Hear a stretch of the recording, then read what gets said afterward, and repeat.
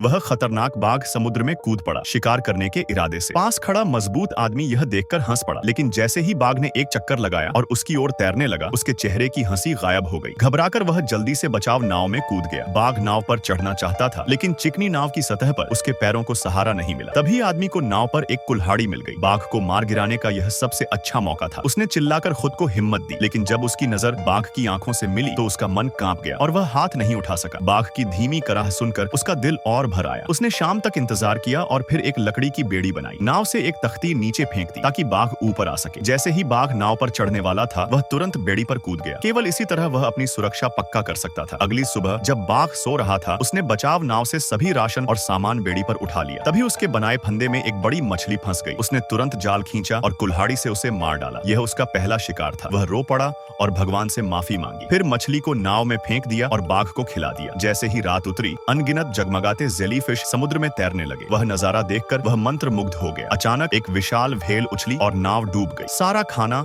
और पानी समुद्र में खो गया। अब इस विशाल समुद्र में उसके सामने भूख और प्यास से मौत का ही खतरा था। भूखा बाघ फिर उसकी ओर गुस्से से देखने लगा। इतने में उड़ती हुई एक मछली उसके ऊपर आ गिरी। उसने झटपट उसे बाघ को दे दिया, लेकिन अगली ही पल बहुत सारी उड़न मछलियां बेड़ी पर गिरने लगी। अचानक किस्मत बदल गई। आदमी और बाघ दोनों ने मिलकर ढेर सारी मछलियां इकट्ठी की। तभी बाघ ने एक बड़ी मछली पकड़ ली। आदमी ने यह अवसर देखा कि प्रभुत्व जमाना जरूरी है। वह लकड़ी का डंडा लेकर बाघ से भिड़ गया। उसकी धमक देखकर बाघ पीछे हट गया। आदमी ने बड़ी मछली अपने पास रखी और बाघ को बस छोटी मछलियां मिली। कुछ पल बाघ को गुस्सा आया, पर आदमी की तेज नजर देखकर उसने उड़न मछली खानी शुरू कर दी। रात में आदमी ने बड़ी मछली पकाई और बरसों बाद मांस खाया। दरअसल वह 20 सालों से शाकाहारी था, लेकिन उसने समझ लिया कि समुद्र में जीवित रहने के लिए उसे बाघ को पूरी तरह वश में करना होगा। वह नुकीला डंडा लेकर बाघ के पास पहुंचा। बाघ डर से कांप रहा था और धीमे स्वर में गुर्रा रहा था, पर जब आदमी ने उसे मछली का टुकड़ा थमाया तो बाघ चौंक गया। दरअसल वह उसे अपना विश्वास दिलाना चाहता था। उसने धीरे धीरे और टुकड़े फेंककर बाघ को अपने करीब ले आया। आखिरकार उसने बाघ को सफलतापूर्वक काबू कर लिया। इसके बाद